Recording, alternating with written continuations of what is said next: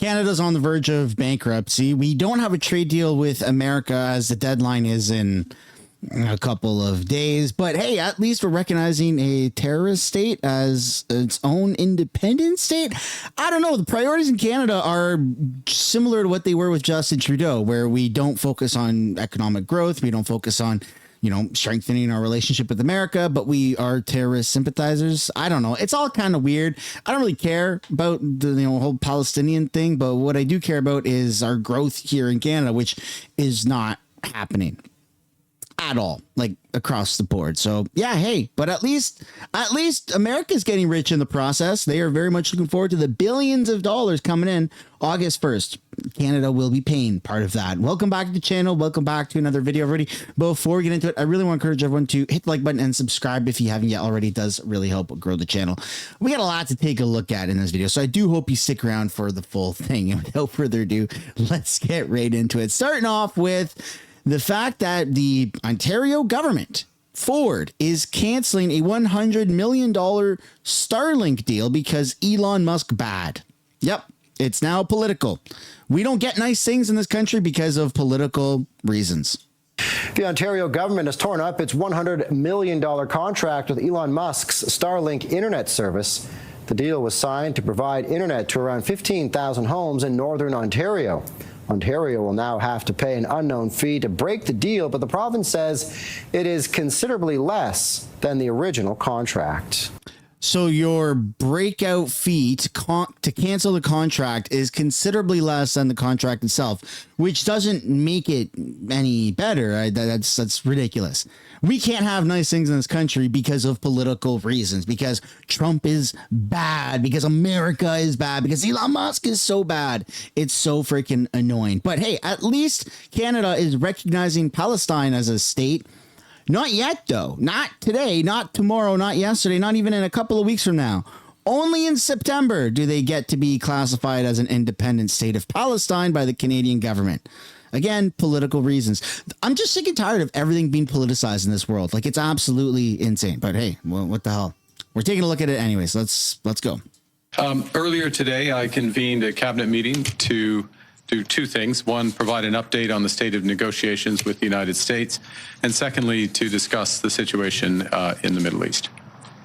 With respect to the first, the trade negotiations with the U.S., as you know, we're seeking the best deal for Canadians. We have not yet reached that deal. Negotiations will continue until we do. Minister LeBlanc and senior officials will remain in Washington in pursuit of that goal. The focus of our meeting was really the Middle East. The level of human suffering in Gaza is intolerable, and it's rapidly deteriorating. This week, the Minister of Foreign Affairs represented Canada at the UN high-level conference on a two-state solution in New York. In recent days, I've spoken with our allies, including President Macron, Prime Minister Starmer, President von der Leyen. Also had a number of discussions with our ambassador to the United Nations, Bob Ray. International cooperation is essential to securing lasting peace and stability in the Middle East, and Canada will do its best to help lead that effort. Canada first, right? That was the whole campaign, the whole elbows up thing. I'm sorry, but what in the hell does just the Middle East or Gaza or just the Middle East, like a blanket term, have to do with Canada first? Like, recognizing or not recognizing another place as a real place or not, what does that actually do for Canada? How is that even a priority for us? Look, I get that the war going on is horrible, and yeah, there's hundreds and thousands of kids that are dying on both sides. It's absolutely disgusting. There's arguments for this, there's arguments for that. Yeah, look, war is disgusting and gross, but what the hell does this have to do with Canada? This guy is supposed to be the Canadian first, the elbows up, we're going to prioritize Canada for the first time in a long time kind of guy. And yet we're not. We're not at all. So we can't come up with a trade deal with America by tomorrow or the next day, but we can label Palestine as an independent state.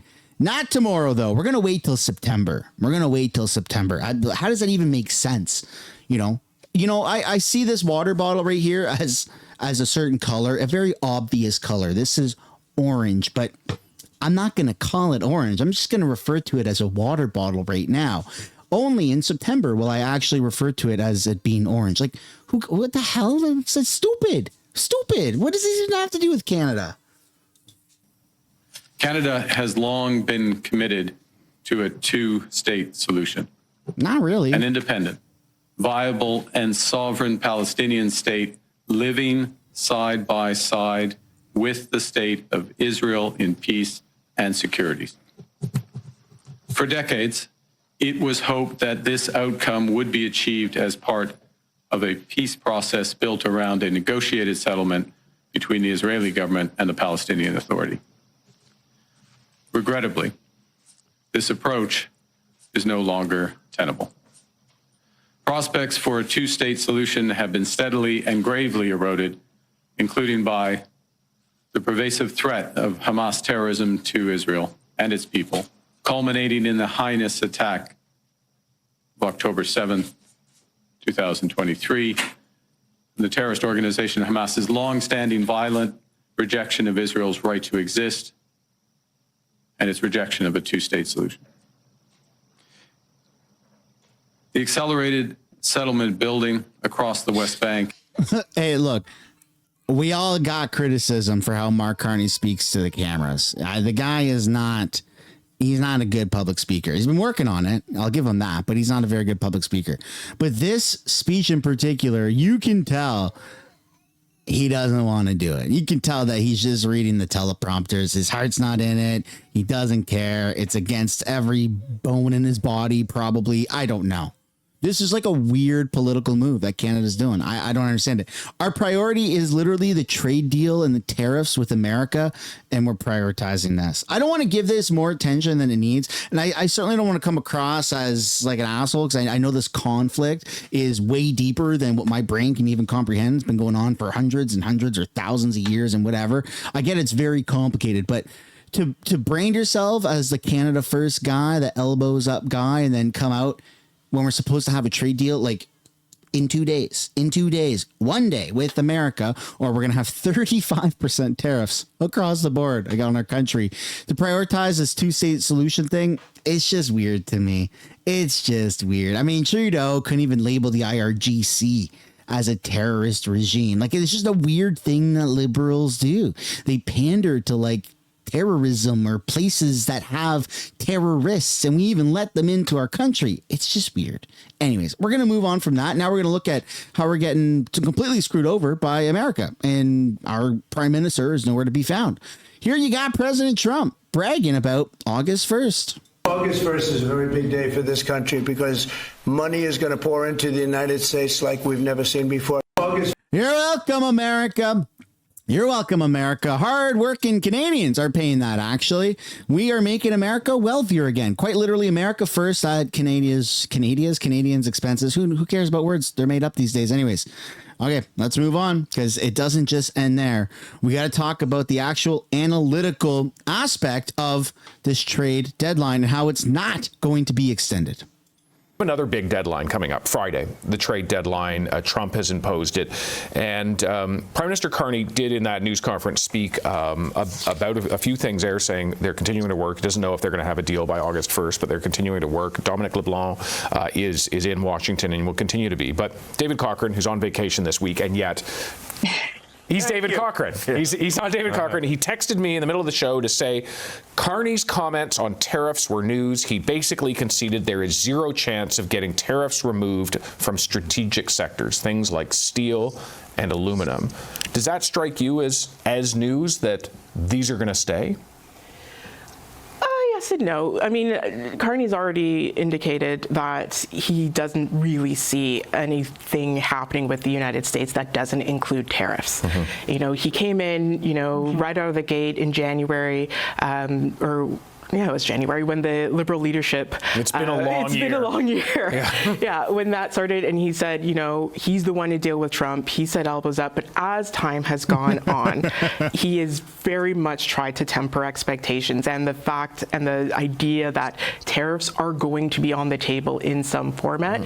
I think he has come to that conclusion, fairly long ago, and he did say something to that effect. The fact that he's now saying, on everything, including the extra tariffs on steel and on aluminum, as opposed, in addition to the ones on, the ones that were imposed for, the trumped up, if you will, reasons regarding fentanyl and border security. Yeah. It's hard to keep track of all the different ones. Yeah. Based on everything that Donald Trump has done and said and actually acted on, he's not letting go of the idea of tariffs. Yeah. With the imposition or the announcement regarding copper just today, he's going all in on tariffs. The U.S., members of the U.S. administration, they are basically saying, it's black and white. We want open markets, but that really means U.S. gets to have an open market to everywhere, and nobody can come into the United States without tariffs. Without paying a price. He said tariffs is the most beautiful word.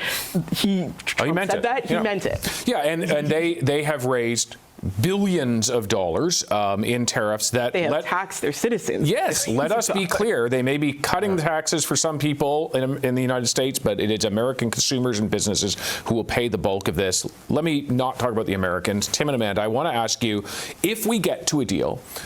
It's insane to me that we haven't gotten to a deal yet. You've got America that's going around and making deals with all these other countries. I mean, one thing that was just announced, in addition to the Japan deal, the European deal, Trump has now made a deal with South Korea, the Republic of Korea.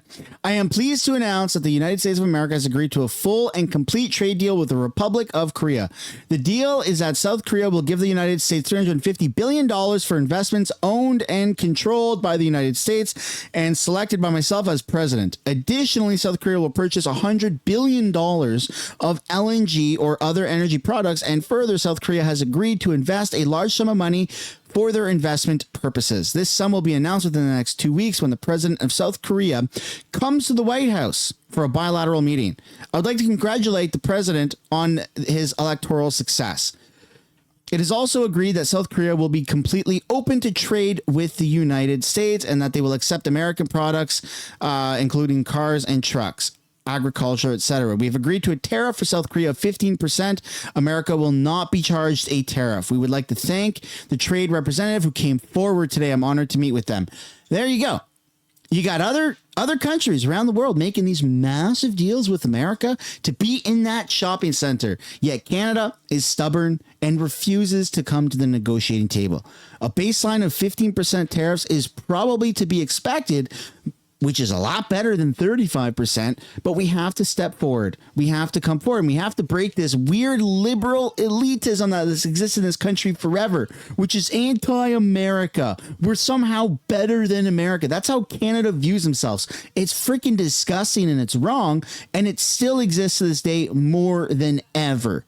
And that's just not going to happen. That will not be allowed to happen with Trump as president. So again, we either sink or we swim. And I would like to swim. This is a prime minister who won the election by saying, I am the guy who is best to deal with Trump to get you the best deal. 15% has been the baseline with Japan, with the EU, with the UK. What does a win look like for Canada? Do we have to be less than that? I think we at least have to have a tie with the UK at 10 or 15. I think if we're more than that, it will be a loss. If we're less than that, then that's a win. But I think it's going to be that simple metric of, all right, the EU got this, the UK got this. How come Canada is in a different category that is higher? The other thing that could be a win, and you're seeing this pop up more, is, okay, if we're giving exemptions to whatever's USMCA compliant, how many compliance pathways are there? And if the government can say, hey, we have 100 compliance pathways that mean that tariff over there is meaningless, then maybe that's a win. But they can't say that too loudly for fear that the president will look to squat on that pathway. All right, final minute to you, Amanda, on this. What does a win need to look like? Yeah, I think increasingly it's becoming obvious that a win is going to have to be as good as or better than the deals that have taken shape over the last few weeks. I think Canadians are going to look at that simple metric and say, well, listen, the EU got a 15% deal. If our deal is higher than that, it does feel like a loss. And I'm sure that is the pressure and consideration that the Carney government is dealing with right now.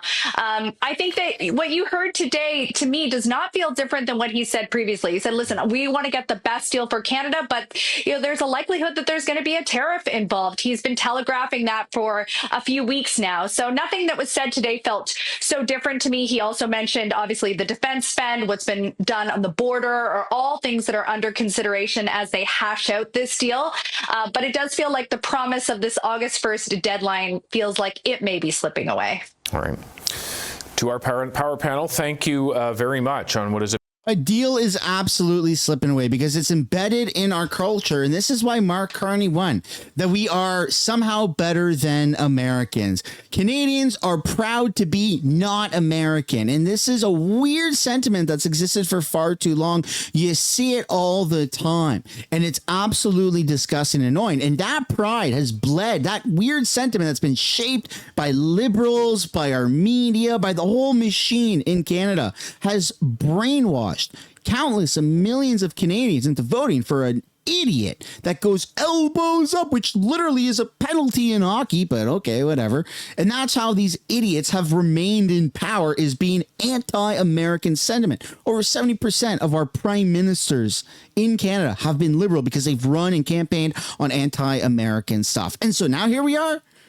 1 day left, 2 days left before we have a deal with America, or before we're supposed to have a deal with America. And every other country around the world is jumping on that opportunity, where Canada is just sitting on the high horse going, yeah, well, at least we're better than America. It's disgusting. I don't agree with this at all. And it's going to hurt us in the long run. But hey, kudos to the elbows up freaking retarded liberals for voting this idiot in. Oh, my freaking goodness. Now let's take a look at the fact that we're about to be bankrupt, according to the Bank of Canada. Oh, my goodness. The Bank of Canada reports on the economy is horrible, with rising inflation, rising unemployment, and an economic contraction. How can Carney make Canada the strongest G7 economy as a recession looms? Mark Carney is either a liar or a retard. Here we go. At this rate decision, there was a clear consensus to hold our policy rate unchanged. We also agreed that we need to proceed carefully, with particular attention to the risks and uncertainties facing the Canadian economy. If a weakening economy puts further downward pressure on inflation and the upward price pressures from trade disruption are contained, there may be a need for a reduction in the policy interest rate. So far, the global economic consequences of U.S. trade policy have been less severe than feared. In Canada, we had robust growth in the first quarter of 2025, mostly because firms were rushing to get ahead of tariffs. In the second quarter, the economy looks to have contracted as exports to the United States have fallen sharply, both as payback for the pull forward and because tariffs are dampening U.S. demand for our goods. Turning to inflation, CPI inflation has been pulled down by the elimination of the carbon tax and is just below 2%. However, a range of indicators suggest underlying inflation has increased from about 2% in the second half of last year to around 2.5% more recently. This largely reflects an increase in non-energy goods prices. Shelter cost inflation remains the biggest contributor to CPI inflation, but it continues to ease. The unemployment rate has moved up modestly to 6.9%. Okay, so we're on the verge of bankruptcy, and our prime minister, instead of dealing with, the largest trade negotiation in our entire existence, is going around saying, hey, but at least we're going to recognize Palestine as an individual or independent state, but not right now. Hold your horses. We're going to do that in September. Oh, my goodness. You can't make this up. I'm just so sad. I'm so sad to be Canadian. I used to be so proud of being Canadian. I used to love the fact that I was in the military. Oh man, I used to love that fact. I'm ashamed of being Canadian. And if and when I go abroad and travel, I don't even think I'll tell people I'm from Canada. I don't even know where I would say. Alberta, maybe. I mean, no, it's part of Canada, but not for long. Not for long. I mean, I'm not going to lie and say I'm from America, but I don't want to say I'm from Canada anymore because I'm just so ashamed of our country. But hey, at least we got one good thing going for us. Well, maybe there's multiple, but in this video, there's at least one good thing going. And that's this next piece, how Saskatchewan is talking about having nuclear energy. And I love this. You want to know why? Because I've been saying it for years. I've been saying it for years that we have a natural refrigeration system in our country. And what we should be doing is leasing out our land to other countries to provide nuclear energy. We could be doing that with America. We could go all the way up in the northern areas, build small nuclear reactors. Other countries can either lease land or they can just buy the small modular reactors off of us. And then off to the races, become a nuclear powerhouse for the good part of the world. We could supply energy. And these things are as big as sea containers, but they can power cities. Why aren't we doing that? I don't know. Because liberals hate nuclear, I guess. But let's at least take a look at this, because it seems like maybe we are moving in the right direction, potentially, hopefully so, theoretically. I don't know. Good evening. We begin tonight with talk of nuclear energy as leaders from Canada and the U.S. gather in Saskatoon to talk about key issues they're facing. Powering the future was a major discussion point. Hallie Mandrick has the story.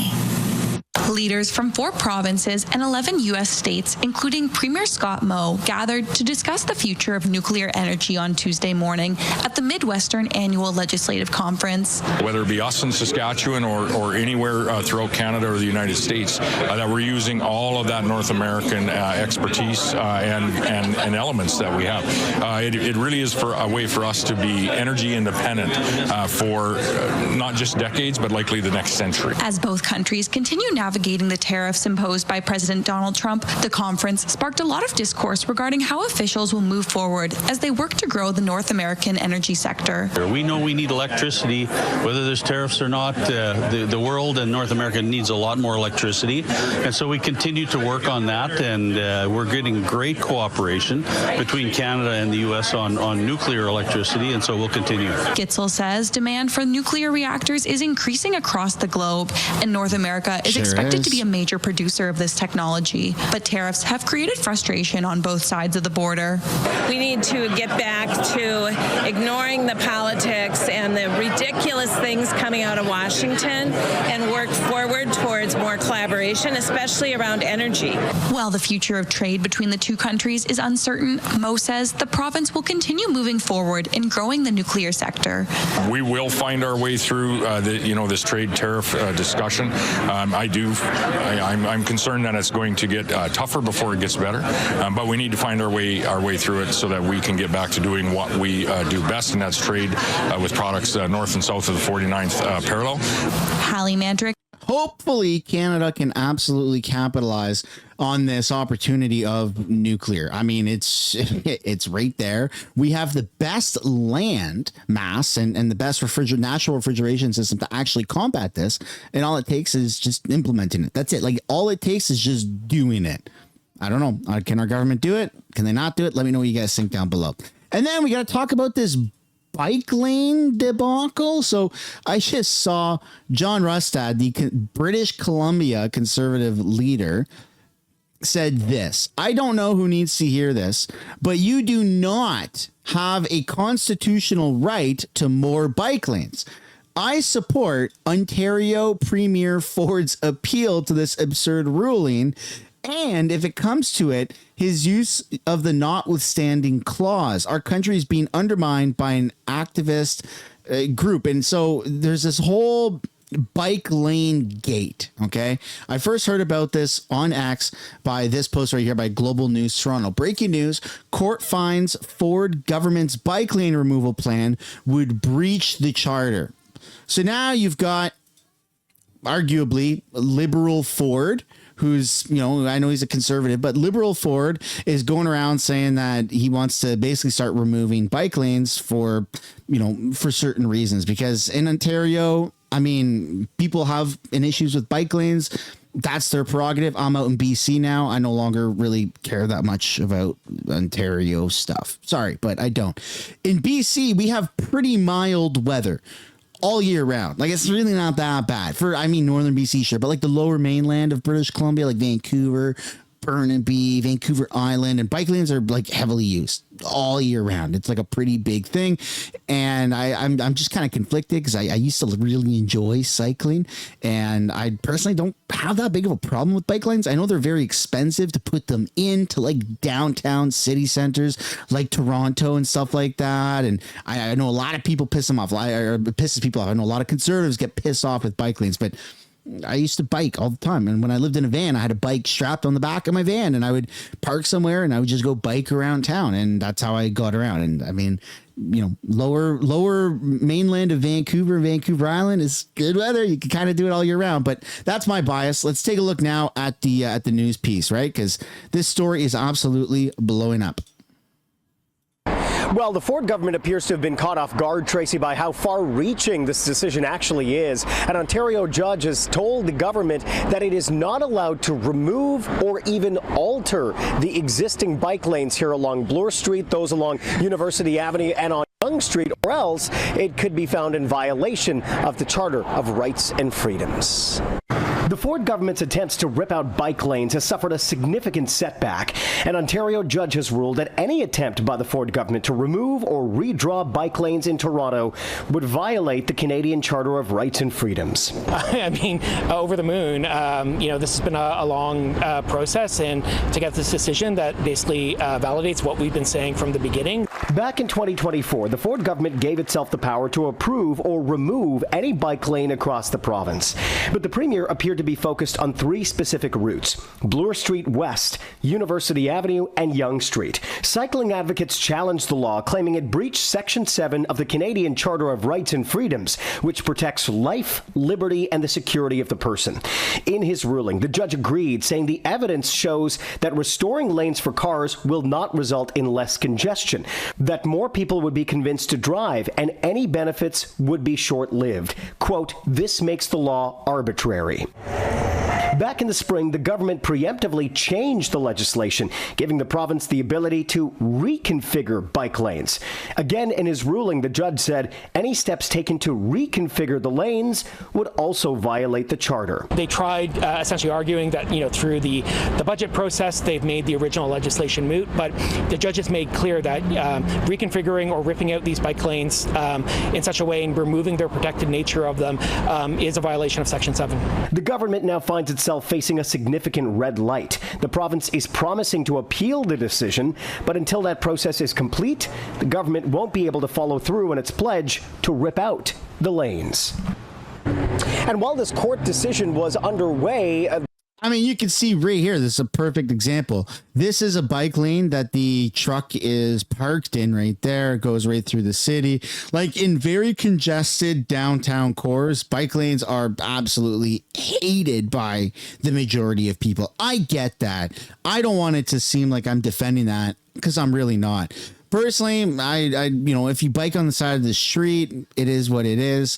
I know that cyclists get a really bad reputation because they blast through red lights. They don't stop at stop signs. They don't signal. They're constantly hogging the lanes. It's disgusting. So then you give them bike lanes, but they don't stay in the bike lanes. And the bike lanes are always, you know, they're just always impeding on traffic. Like it's just weird. The whole bike lane debacle is absolutely weird. So I'm just going to end the video and pass the question off to you. How do you feel about bike lanes? Do you support bike lanes? Do you think they should be abolished? It's just kind of weird. I like cycling. I'm not necessarily super pro bike lanes. I guess it would just be dependent on the area. It's not like a blanket thing that can just solve cycling around the country, but I'd love to know what you guys think down below in the comments. That is the end of the video. Hope you enjoyed it. If you did, smash the like button, subscribe to the channel, and I'll see you in another video. Bye for now. And if you made it this far in the video, just throw a bunch of cycling emojis down in the chat for fun so people have absolutely no idea what we're talking about.